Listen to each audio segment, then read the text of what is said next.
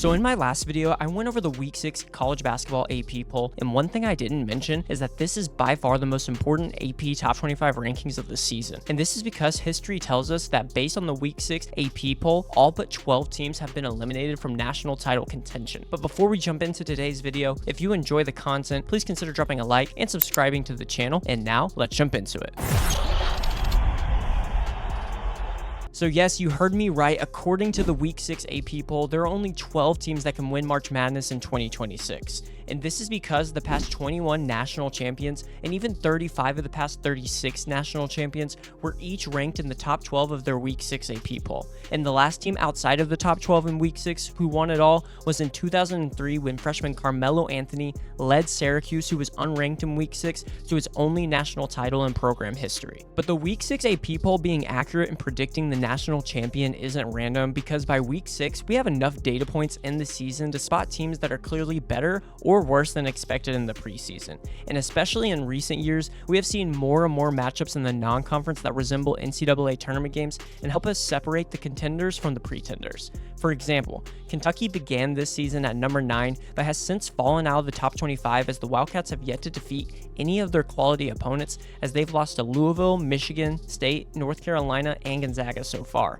And on the other end, number 1 Arizona, number 2 Michigan, and number 4 Iowa State have all outperformed their preseason expectations so far, as Arizona has some of the best wins of the young season over the likes of UConn, Florida, UCLA, and Auburn. Michigan absolutely dominated the Players Era tournament in what might have been the most impressive MTE performance we have ever seen, and Iowa State demolished the previous number 1 team in the country in Purdue on the road at Mackey Arena. So if the last 21 years of history are any indication, then we know that one of these 12 teams will win March Madness in 2026, and they are Arizona, Michigan, Duke, Iowa State, UConn, Purdue, Houston, Gonzaga, Michigan State, BYU, Louisville, and Alabama. And I'm quickly going to go over each team and how they have performed so far this season and why I think they can win it all. And to start, we have the top-ranked Arizona Wildcats, who have started the year at 8-0 and have put together one of the most impressive resumes in the country. And although Arizona may have shocked some with their performance to start the year, the Wildcats have proven they are a legitimate contender in my opinion.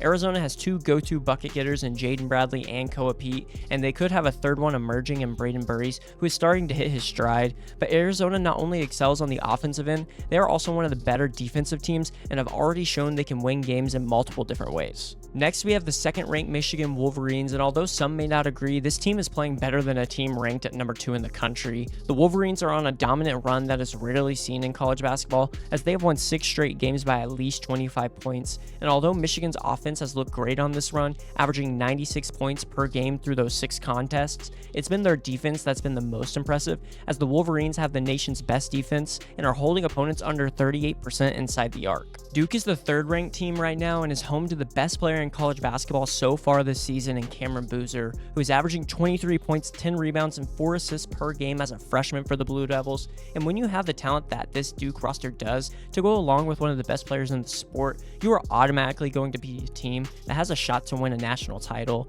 And similar to Arizona, Duke has one of the best resumes in the nation, which includes wins over Kansas, Arkansas, Florida, and Michigan State. But maybe the most surprising team of the young season for me has been the 4th-ranked Iowa State Cyclones, who have by far the most impressive win of the season in their dominant road victory over the Purdue Boilermakers. And similar to Duke, the Cyclones also have one of the best players in college basketball, as they are led by Joshua Jefferson, who is up to number 2 in KenPom's Player of the Year standings. But as a team, Iowa State is known for their great defense, but looks to have found another level on the offensive end that we haven't seen from Iowa State teams in the past, which makes them one of the more dangerous teams that could end up winning it all in March. Next is the 5th-ranked UConn Huskies, and if injuries weren't a thing, I think Dan Hurley's team would actually be a few spots higher than this. But even with the availability of Taurus Reed and 5-star freshman Braylon Mullins being shaky to start the year, UConn has one of the deepest teams in the country, which is really going to help them later on this season. And even though they have one loss on the year to Arizona,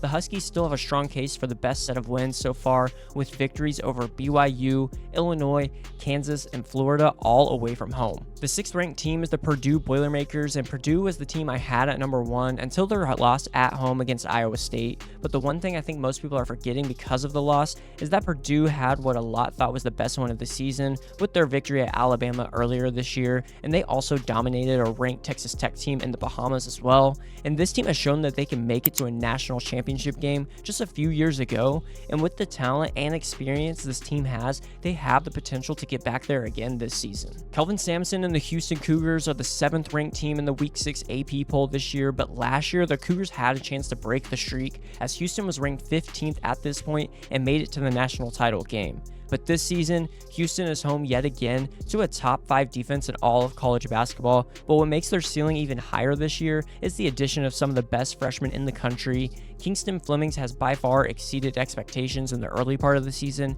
and Kristanak Jr. has shown some flashes as well, and as the season goes on, they're just going to get better and better and should have an opportunity at the end of it. Next is the 8th ranked Gonzaga Bulldogs, and the Zags are actually the only team in the country that is top 6 in both offensive and defensive rating according to KenPom, and besides getting dominated by Michigan at the Players Era Festival, Gonzaga has won every game so far by at least 10 points, which includes 6 wins over Power 5 opponents, and although the Zags offense is heavily predicated on their 2 bigs in Graham Ike and Braden Huff, they still have a ton of weapons at the guard and wing positions and have a roster that gives me confidence that they will make a run in March. But another team that has exceeded preseason expectations for me is the 9th ranked Michigan State Spartans, as their only loss on the year is to the Duke Blue Devils. And honestly, even in the loss, I gained more confidence in this Michigan State team with how they competed and the fact that they were still in the game at the end with their best player Jeremy Fears Jr. going 0 for 10 from the field. And the Spartans showed that they could beat quality opponents already with their wins over Arkansas, Kentucky, and North Carolina,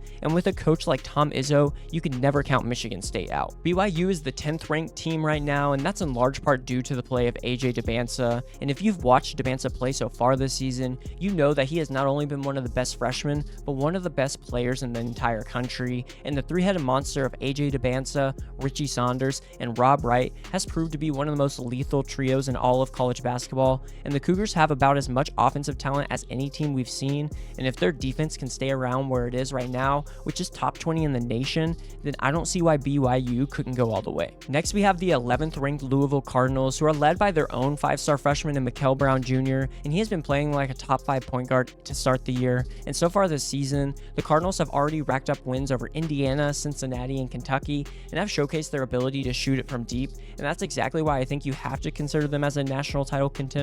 because with their ability to shoot the 3 ball and the amount of 3-pointers they attempt per game, if Louisville were to get hot in the tournament, there's not many teams that could stop them. And finally, we have the 12th ranked Alabama Crimson Tide, who is the only SEC team to make it into the top 12 of the Week 6 AP poll, and so far this season, Alabama has had by far the toughest strength of schedule, with only 2 of their games coming against non-Power 5 opponents. And from what we have seen so far, the Crimson Tide are led by one of the most dynamic playmakers in LeBaron Philon and have a ton of other weapons that could go off on any given night. And with Nate Oates' up-tempo and fast-paced style of play, I firmly believe Alabama will have a shot to win it all again in March. And although I do think the national champion is going to come out of one of these top 12 teams, I do want to quickly go over some of the teams that were left out of this but have the best shot to break the streak in my opinion. And one potential threat is the 19th ranked Kansas Jayhawks, who are 7-3 on the season right now with victories over Tennessee, Syracuse, Notre Dame, and Missouri, despite having projected number 1 pick Darren Peterson for just 3 games so far.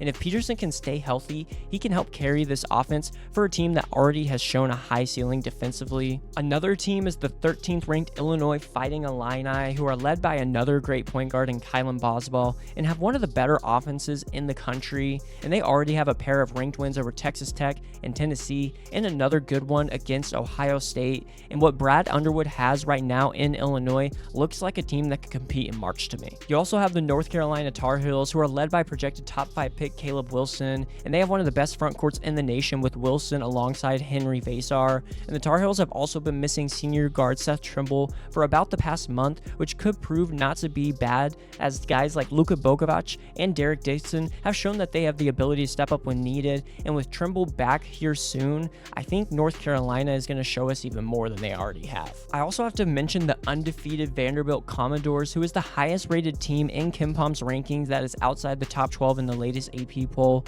The Commodores are 8th in KenPom, but are ranked 15th in the Week 6 AP poll, and they have dominated teams like St. Mary's, VCU, and SMU, but have yet to face a fellow top 25 team, which is why they aren't higher in the rankings, but could be a team to watch in March. And finally, I'm just going to say it, don't discount the reigning national champion Florida Gators either. The 18th ranked Gators returned every frontcourt rotation player and restocked their backcourt via the transfer portal, and Florida lost by a single point at undefeated Duke last Tuesday, despite Xavier Lee enduring a nightmarish 1-for-10 shooting night. And if the Gators can get better shooting and playmaking out of Lee and better play out of Boogie Flan, they're still capable of contending in the SEC and nationally, in my opinion. But there are even more trends that we see in college basketball that can help us narrow down even further who the winner of March Madness in 2026 is going to be, like the fact that since 2001, almost all national champions have entered the NCAA tournament with a top 21 offense and a top 31 defense according to KenPom,